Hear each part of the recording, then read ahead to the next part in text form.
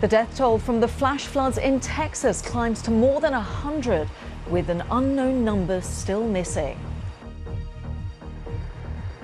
I'm Carl Naspin, live in Texas, where the search, rescue and recovery efforts are still going, and there's growing questions about the government's response. And the first malaria treatment for babies has been approved and is set to be rolled out in Africa within weeks.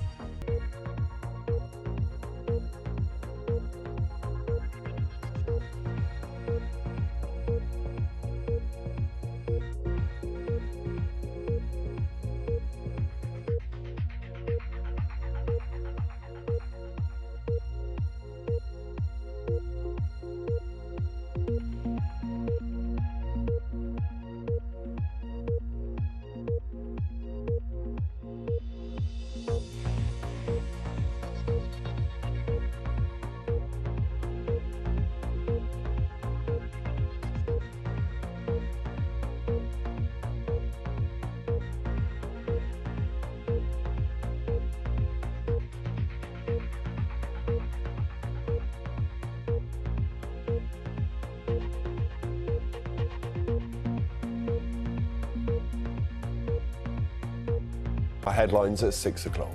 A landmark day for victims of the Post Office IT scandal. The public inquiry will publish its first findings this lunchtime, but many sub-postmasters say justice remains a long way off. When it comes down to it, they did to us what they did to us, and they crushed us. And that's never, ever going to change. The heartbreaking image of young girls on a summer camp in Texas. All are now missing or feared dead, as the number who lost their lives in the flash flooding passes 100.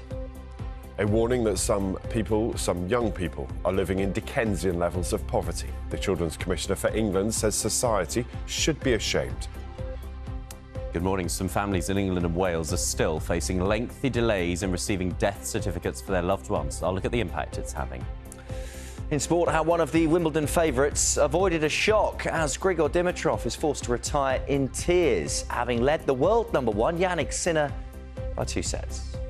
Let's run you through the front of today's newspapers. And ahead of French President Emmanuel Macron's visit to the UK, the Daily Mail says the leader will face questions over his country's failure to make a dent in illegal Channel crossings. The Sun leads with the latest development in the Jeffrey Epstein case. The paper reports that a leaked memo reveals the FBI is closing its investigation into Prince Andrew over his links, meaning Andrew is free to travel abroad without fearing arrest. Prince Andrew has always denied any misconduct.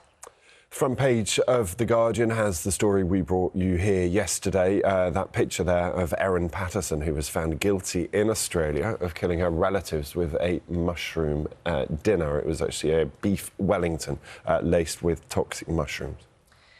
And The Times features a desperately sad picture of those girls who died or are missing after floods in Texas swept through their summer camp. And a tourism tax in Wales is set to go ahead, with people staying in hotels due to be charged an extra £1.30 a night on their bills. Tonight, the Post Office IT scandal had a disastrous impact on those wrongly accused and prosecuted, says the official inquiry.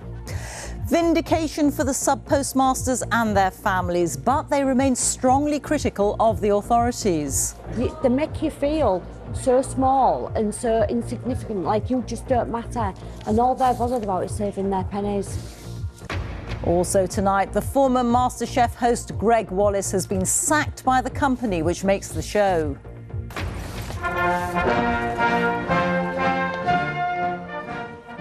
President Macron begins a state visit to the UK and promises deeper cooperation to tackle migration.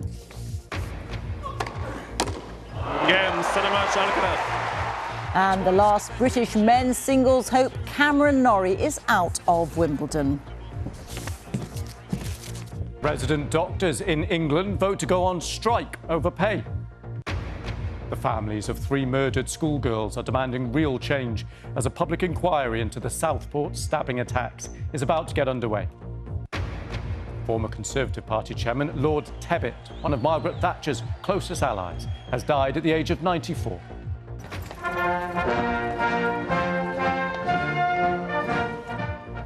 French President Emmanuel Macron arrives in Windsor for a state visit, saying this is an important moment for the two countries to address the major challenges of our time.